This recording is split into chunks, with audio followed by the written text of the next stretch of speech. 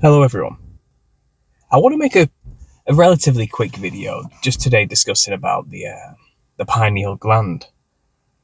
This comes from a message that someone sent me on one of my previous videos, and this individual was basically asking me like, what is this pineal gland exactly? How much importance should we hold to the DMT, the release of the DMT, the whole spirit molecule thing? Um, and he sounded like an individual who was genuinely searching for answers and was very confused about all of this stuff. It seems like he may have seen some things which has led him to believe that there's something very significant and important about the pineal gland and opening the third eye, the consciousness stuff involved with all of that, because he was also asking me a lot of questions about the kingdom within, mentioned by Jesus, and what did he mean by this, um, and I could tell this individual was probably on his journey to truth and stuck between that world of being in the New Age Gnostic thinking on these type of things, and then obviously discovering a lot of the truth in the biblical perspective of it all, and having this "you can't serve two masters" battle within his head, not really understanding how to square the two, because the two don't really square each other very well. Because obviously it's a very tempting philosophy that comes from this whole DMT realm and the pineal gland discussions in the realm and the release of DMT and the collective consciousness expansion of mankind and all this type of stuff that comes with discussing these type of topics. And I just want to address his comment really and just kind of answer his questions as best I can from my knowledge, and just discuss this topic in general. Because it's a big topic in the truther culture. It's actually something people... I cannot get this piece of hair to stay out of my face. But yeah, like I said, it's this big topic that people probably heavily get into at some point in their research. It can't really be ignored. It's kind of a big deal, especially within the New Age truther movement. And I was there myself, so I'm talking from experience when I discuss this topic, because I was that DMT psychedelic tripping person years ago, around 2012, 2013.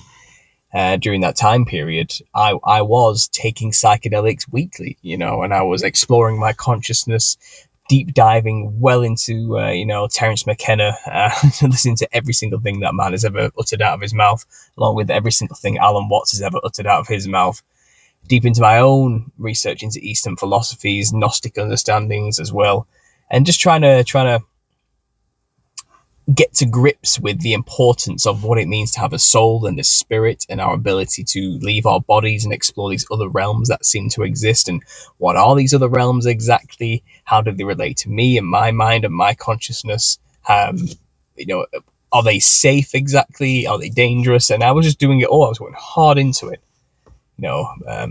exploring these other realms. And I was under the impression, because of obviously people like Joe Rogan who popularized this concept, that dimethyltryptamine is a completely naturally occurring neurotransmitter. And it's said, isn't it? It's produced in your pineal gland. That's what everyone believes. Everyone seems to be certain that the pineal gland is the place that releases this thing, which has been dubbed the spirit molecule. And people then point to these examples that the ancient Egyptians knew about the pineal gland. Because that's what the Eye of Ra is actually a symbol of. Because if you take the cross section of a brain, the two hemispheres apart, in the center is where the pineal gland rests, and in the center of the brain, it kind of looks like the Eye of Ra. So people then, New Agers, have gone with this idea that that they knew about this, that the seat of consciousness, the all-seeing eye of God, and our connection to the all-seeing being, and our ability to, be as gods ourselves or whatever, all seated within this pineal gland, this thing within us. And then people then have linked, mainly through Helena Blavatsky's work. Actually, she's the one who popularized this in the 20th century, but she associated that the dot that Hindus put on the forehead is a link to the third eye, which is in the center of the brain, which would equate to being here. And it is said that the reptilians, all mammals, kind of have this gland in some way. It's named because it's shaped like a pine cone, so the pineal gland is why they've called it this. And the pine cone itself is a very psychedelic structure, and people have held a lot of weight to this symbol as a spiritual thing because of this.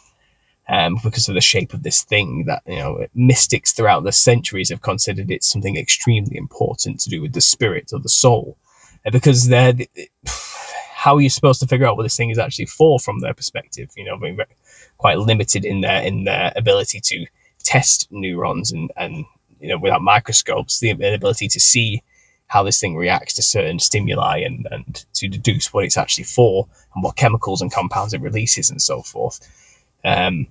But people, because of its significant difference held within the center of the brain, it was naturally going to be considered something important, and heavy spiritual weight has been attached to this thing called the pineal gland. Like I said, Helena Blavatsky is the one who popularized this whole, it's the third eye. And like I said, if you go to other mammals, reptilians specifically actually have it on show as on top of the forehead, and they actually use it as a way of synthesizing light. They kind of literally use it as an eye, as a third eye, which is interesting when you consider the parallels to, the reptilians, nature of the seraphim angels and the Nephilim, obviously, and a lot of these New Age religions have the basis in these antediluvian belief systems, which were created by people who were running the show in serpent cults, along with serpentine godlike beings. So I think it's interesting that there was this comparison that even reptiles today and lizards have this third eye visible, and some insects even have extra eyes in the center, which are just like primitive photon sensors. And it's quite interesting when you look into the biology of other mammals to do with this particular thing. So a lot of people have assumed, that we too use it to process light, as an eye would. That's why they call it the third eye as well. But the interesting thing is, we kind of know now what it does. Roughly, and we know it actually secretes melatonin primarily. That's what it does, and it reacts to light through our eyes. So it actually goes through our eyes to these nerve ganglions, they're called, at the sides, which then go to the center of the brain. And it basically, when you close your eyes in the dark, it tells the pineal gland to release melatonin, which is what we use to relax the body. It's a hormone to relax the body and shut it down to go to sleep. And that's primarily what it's actually for. And it turns out there's actually studies been done, and the dimethyltryptamine, this spirit molecule that's supposedly released when you're born and when you die and when you go to sleep, it's this thing that gets released that seems to be involved with the transition of the soul from one state to another, or one realm to another. People always associate that the pine releases it, but it's not. That's not what the research shows. The research actually shows that it's the cortex that produces it, the brain itself, in small doses. And they've done tests to show that with or without the pineal gland, the brain will still have traces of DMT being produced. And they don't fully know actually where it's coming from. It's just that it is the case.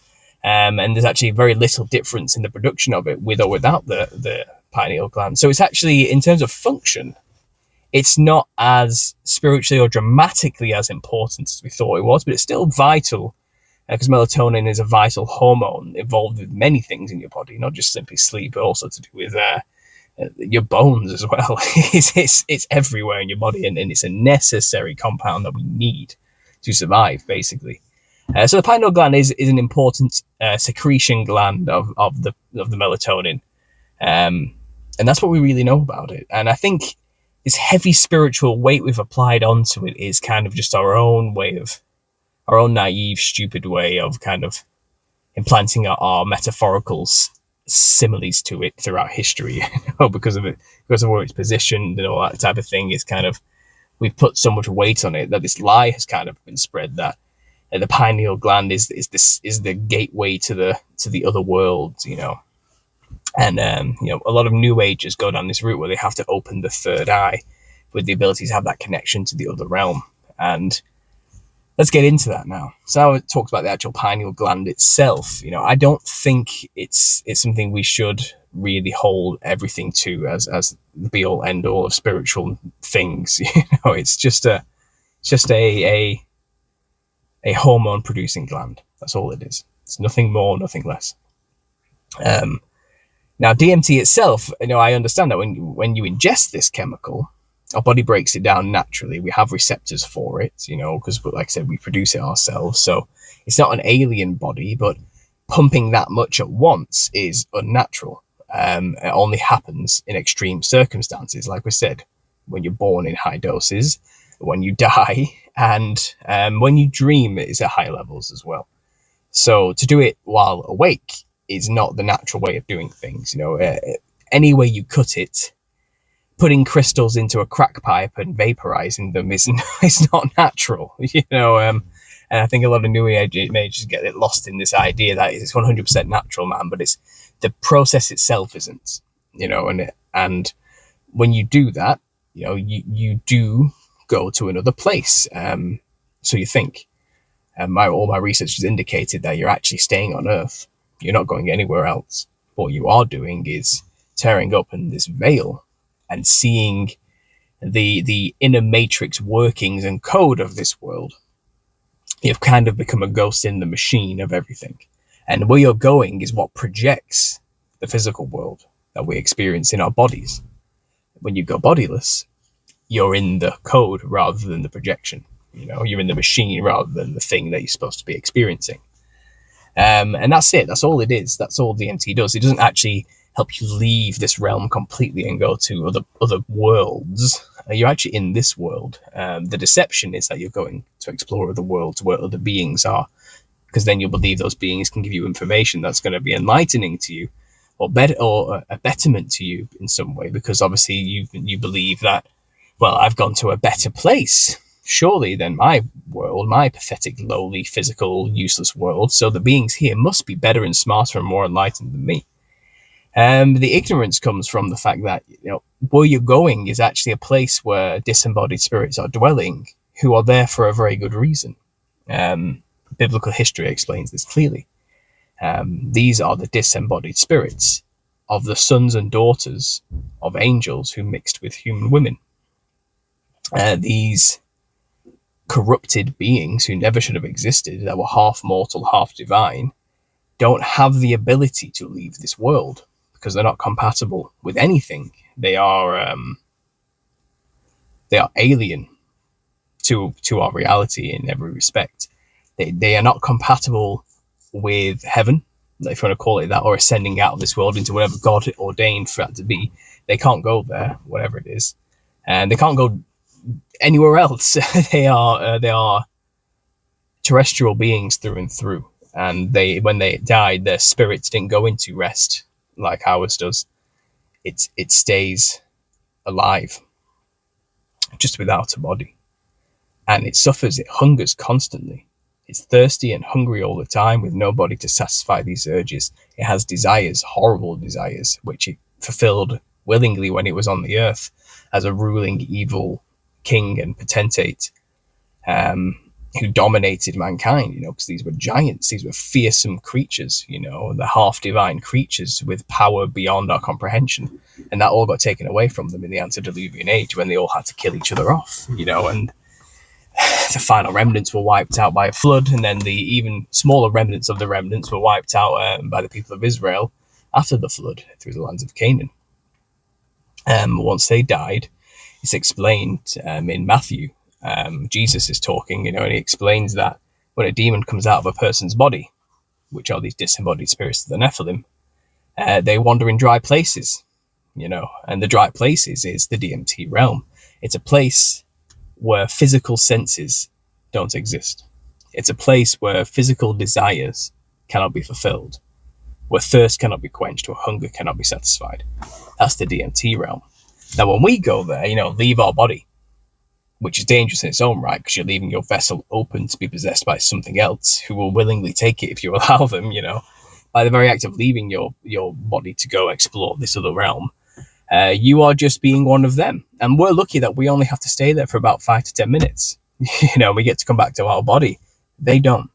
Now, I urge anyone who does DMT regularly to consider what it would truly be like to have to be in that realm forever. Because I've been there, and it's awe-inspiring and awesome to behold at the time. But could you truly imagine spending an eternity there? You would lose your mind. You would lose yourself. you would not enjoy it, and they do not enjoy it either. So in terms of, summarizing this pineal gland, this DMT realm stuff, to answer this guy's question, there's nothing inherently evil about having a pineal gland or producing DMT naturally, or consciousness transferring from one realm to another. There's nothing inherently evil about any of it. There's nothing even inherently evil about the DMT realm. It's a completely 100% normal, natural place that needs to exist in order for the world we live in to exist. It's the other side of the coin. It's the underside of the rug, where all the messes, where all the strings are attached. And you see the artists' shortcuts they took to get from one side to the other to make the image on top, which is presented to the world, which is what we exist in, what we experience. It's just the messy code underneath, that was written by a coder, to produce this world. By God, I suppose, if even though as amazing as the design is, a lot of things that we don't need to see here are there. The workings, the mechanisms behind everything, and that's where they are. That's all that is. It's nothing special. It's a normal, natural place. It's just a war zone now. So if you go there ignorant of what's on the other side, they could tell you anything, and you would believe them because you think they are better creatures than you, higher consciousnesses, and they'll lie to you about what they are, and they do lie to people about what they are and what they truly, intend to do. And it's always the same. They promise that you're going to be a god. You can be a god like us, you can descend out of your body into a higher frequencies of consciousness or something. It's the same promised to Adam and Eve in the garden, you will be as gods. That's all any of it really is. That's all they ever promise. And they'll pretend to be aliens, spirit guides, angels, whatever. They'll say anything that you will believe, whatever works for you.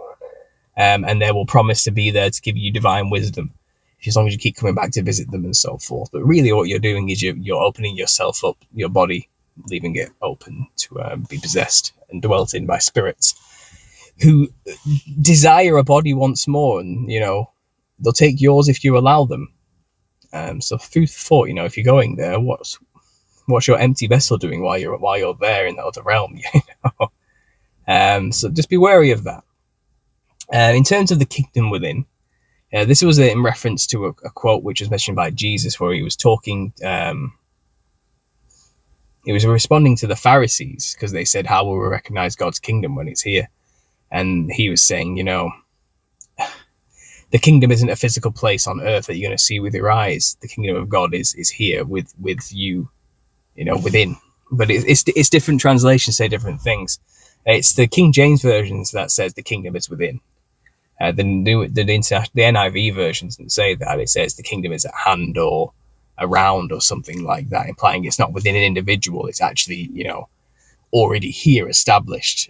This is God's kingdom. The earth is his creation. It's that type of attitude.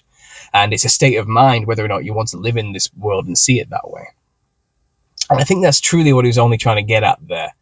And it's easy to get too spiritual and new age about what he was saying, but I think he was just trying to make a point to the Pharisees that God's kingdom is beyond what you can visually see here with your own eyes on this world. I think he was just trying to make that point. And a lot of people do equate this with the whole DMT experience thing, but I'm explaining to you what really goes on when you take DMT isn't truly as much of an enlightening experience as you believe it is. You've just kind of soaked up all the stuff people have told you about it, and I think you project it onto that experience quite easily. And the jesters on the other side will gladly probably know what you've been listening to, have been watching you closely, and they'll gladly put on a show for you once you're there, and that's what happens. But you're not going to a special godly kingdom. You're not going to heaven when you take DMT or anything like that. You're not going to a place where you die. When you die is where you go.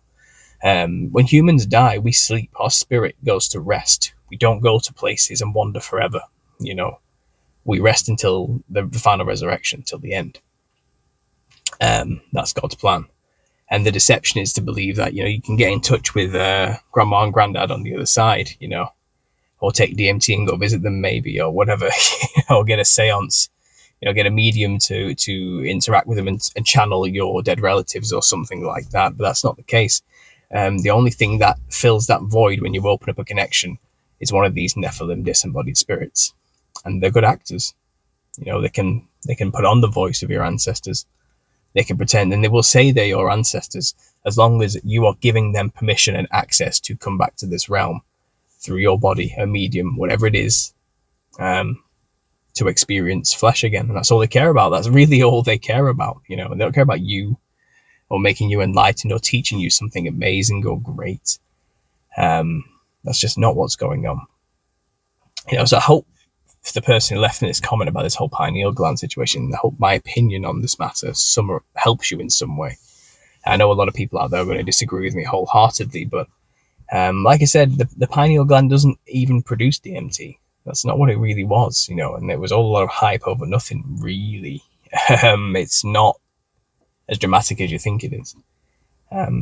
Just to tag on to the end as well, there's this whole idea that, fluoride will calcify your pineal gland. And, it actually happens with quite a lot of people.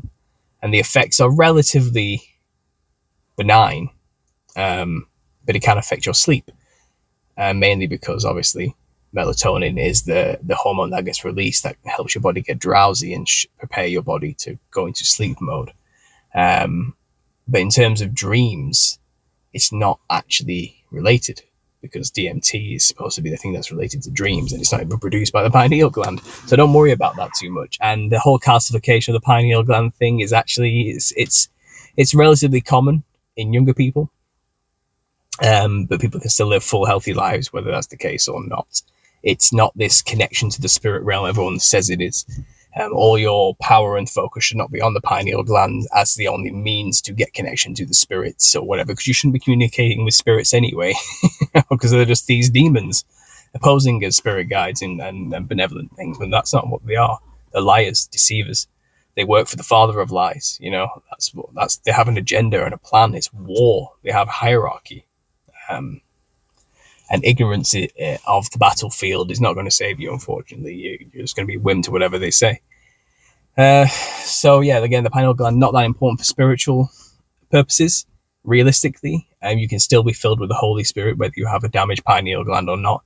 Though I'm sure if you truly have faith, God can heal that and make it fully functioning for you and make the body whole again. Jesus worked miracles, and he can do that for you too. No weapon formed against you will prosper, at the end of the day, if you have enough faith. You can move mountains with enough faith, just the size of a mustard seed. But yeah, if you really want to be spiritual and connected to the kingdom within, then you need to be filled with the Holy Spirit. And that comes with some work and some accepting that you may have been lied to. It comes with some humbling. It comes with some getting to know Jesus and God. That's really what it comes down to. And you'll find, and as I have found, the true spirituality I have experienced by going down that route and putting my faith in Jesus and God far surpasses anything I experienced while on my psychedelic exploration. It's far more powerful. It's something else.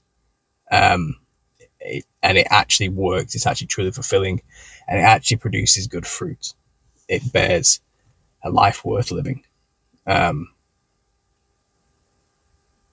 didn't get any of that when I was a new ager taking psychedelic drugs. That's not what it came to in the end. In fact, my life got a hell of a lot worse when I was in that state quickly. And I was a fool for a while, thinking that wasn't the case, thinking I was wise and everything was great, but no. Anyway, I'm going to leave it there, guys. Thanks for listening. I have a new video for the Nephilim Look Like Clowns series, which I have written the script for. I will try and have that ready for Monday or Tuesday next week. Something a bit more, has a production behind it, a bit more quality. I'll do a few more of these random little videos in between, of course. I've just made one of the tips for truthers visible for all of you. But that's normally behind a Patreon paywall. I thought the message was quite pertinent, and also it's a good example of the type of things you can get. I'll be live on Sunday, tomorrow, with a live show. I couldn't do one last week because I was on a podcast, which you can listen to as well from my last week's live show. I did record it. That should be going on Spotify soon as well, I think next week. But yeah, guys, I'm going to leave it there. Thanks for listening. And to the commenter, I hope this helps clarify a few things for you about what I feel about the pineal gland, DMT, and the kingdom within. Thanks for listening. And as always, God bless.